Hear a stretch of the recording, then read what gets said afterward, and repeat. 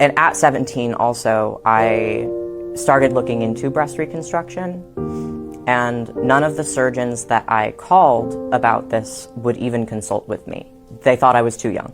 The process to get the breast reconstruction from my initial consultation to the actual surgery was over a year. It took 15 minutes to get my breast cut off as a 14-year-old. It's ridiculous. It's on its face ridiculous. At just 12 years old, Claire Abernathy began identifying as a boy and was fast-tracked to medical transition. By 14, she was on testosterone. The summer after 8th grade, she had a double mastectomy. Now she's detransitioning, feeling abandoned by the healthcare professionals who did this to her and left to pick up the pieces of herself she's lost.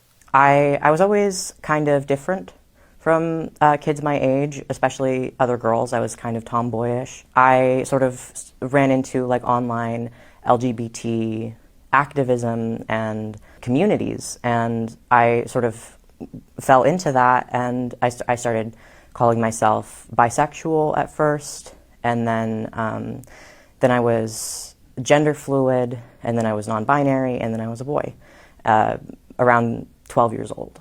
When she came out to her parents, she'd already transitioned socially. I was already going by a different name and male pronouns within my friend group at school.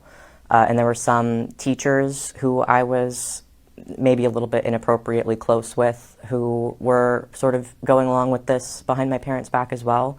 They let me use faculty restrooms, change at like a separate time after all the other kids in gym class, sort of held up the whole class. Shortly after I started on the testosterone injections, I moved to a new middle school. I was in the 8th grade.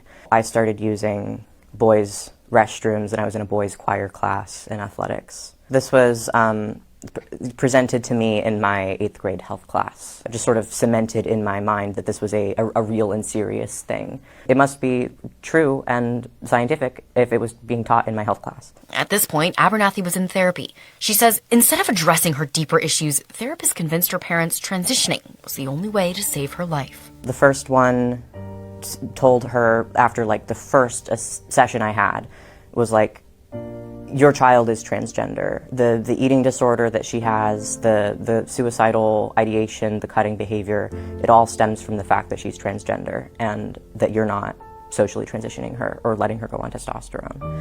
And then my parents were still skeptical. They took me to a second therapist. The second therapist did the exact same thing. Within months of starting testosterone, Abernathy was scheduled for a double mastectomy. So I started seeing that therapist in September of 2018. In November of 2018, I was put on testosterone. In January of 2019, I had my consultation with the surgeon. And then we waited for June of 2019, so it could be the summer before I entered high school, so I wouldn't have to take time away from middle school to do the surgery. I am 6 months on testosterone today, and next month I will be having double incision top surgery. The consultation was around 15 minutes long. I didn't see an actual informed consent packet until the day of the surgery. He handed me the packet, left for 10 minutes, came back, I had signed it, and he did the markings on my chest, and then wheeled me off for surgery. Abernathy says despite promises from therapists and doctors and what was taught in her school, surgery didn't bring relief, and it quickly led to serious complications. Nothing changed. I felt no different. I was on just a cocktail of psychiatric medication at this point. So I was essentially like an emotional zombie. And I was looking down, and I was supposed to feel something.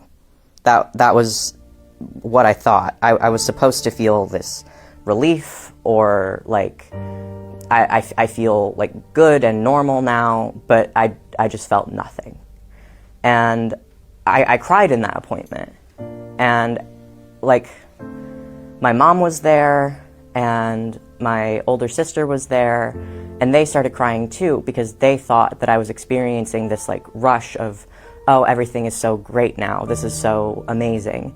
And really it was just this disappointment, this like lack of anything inside Very, very soon after the surgery, there started being complications. There was no surgical drains. That was the nail in the coffin.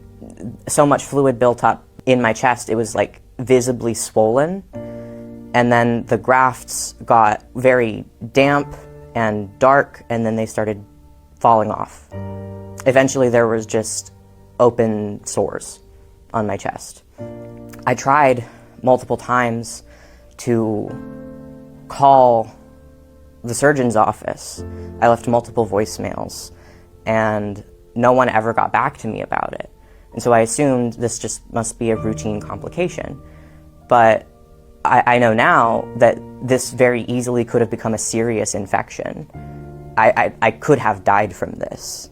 Abernathy decided to stop hormones 2 years later and began looking to detransition, and immediately hit a wall. I stopped taking the hormones at 16, shortly before I turned 17. I started looking into breast reconstruction, and none of the surgeons that I called about this would even consult with me.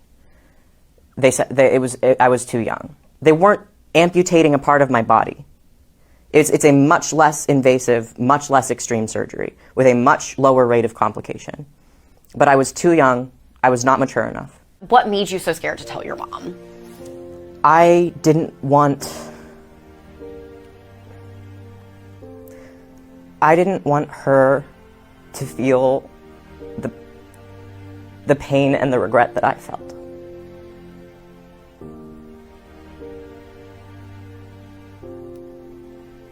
So I hid it from her and I remember the first time I brought it up to her. I spent like 5 minutes prefacing it with, I'm not a transphobe. It's not anything to do with that, and you didn't do anything wrong. And I was so scared. And in many ways, that fear has turned out to be valid. I've lost, I don't have a single friend today that I had then. I've lost my relationship with both of my sisters. In many ways, I was right to be afraid, but it was the right thing to do, regardless. I know you said you've lost so much, friends, family connections, maybe even a part of yourself. You're struggling with so much. Do you feel now you are in a better place? Yes. The past year has been probably one of the best of my life. A lot has happened. And I mean, I haven't ever stopped losing things, really. Most people who get into trans ideology, they do it because they have something wrong. There's a trauma, there's some sort of mental illness. That doesn't go away when you detransition. And so there is the community has its problems, but I much prefer this one to where I was before. Abernathy initially came to DC to testify in front of a Senate committee hearing on the dangers of gender transition procedures on minors. While the hearing was postponed, she hopes to come back and will never stop fighting until legislation has been passed to prevent this from ever happening to anyone else. We are going to see the catastrophic effects that these drugs and these surgeries have on children, and it is going to incite an even bigger wave of lawsuits. This is just the beginning. I'm Amy DeLaura for Washington Examiner.